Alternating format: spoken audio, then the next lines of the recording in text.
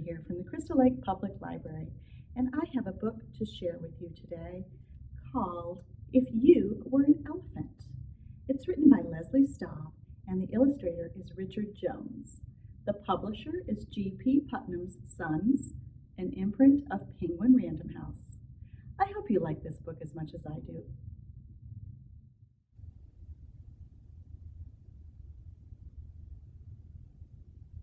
If you were an elephant, you'd be the biggest animal who lives on the land. You'd have ears big as tent flaps, skin thick as blankets.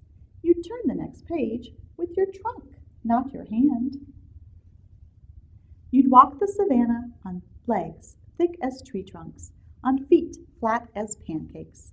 You'd roam wild open places with zebras and aardvarks, giraffes and impalas. Creatures would scramble to get out of your way. If you were an elephant, you'd live in a herd, not a house. You'd spend every day with your mom and your grandma, your aunts and your cousins. You'd walk strong beside them. You'd nuzzle and guide them and make sure the little ones never got lost. If you were an elephant, you'd eat all day long. You'd munch leaves and grasses, whole bushes and branches. You'd dig roots and scrape bark with the tips of your tusks and wait till baboons dropped dessert at your feet. And when you got thirsty, you'd tromp to the waterhole. You'd guzzle gallons and gallons. You'd swim and you'd paddle. You'd use your trunk as a snorkel. You'd send buckets of water splashing all over. You'd be a fountain spraying rainbows around. If you were an elephant, you'd give yourself mud baths. You'd slide and you'd roll and throw dirt all over until you were covered from your trunk to your tail. If you were an elephant on a hot afternoon, you'd make a breeze with your ears to cool yourself down. You'd nap in the shade of an umbrella tree, listening with your feet to the beat of the land.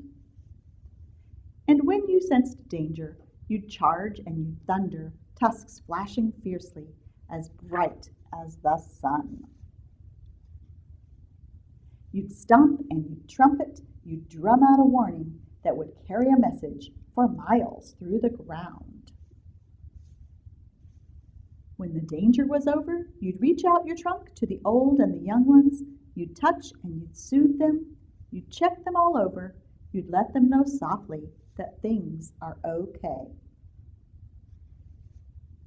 If you were an elephant, you'd always remember the best places to go. And when you crossed paths with a herd of old friends, you'd rush out to greet them. You'd call and you'd rumble. You'd play and you'd wrestle until it was time to go your own ways. If you were an elephant with your herd all around you, you'd fall asleep nestled in a pool of cool moonlight, listening quietly, quietly to the song of the land. Now here at the back of the book are some amazing facts about elephants. One of them is that though elephant skin is wrinkly and up to 1 inch thick on parts of their bodies, it is sensitive enough to feel a fly and can get sunburned. Elephant moms like it when their kids take mud baths because it helps them stay cool and because elephants use dirt as sunscreen. And that was If You Were an Elephant by Leslie Staub.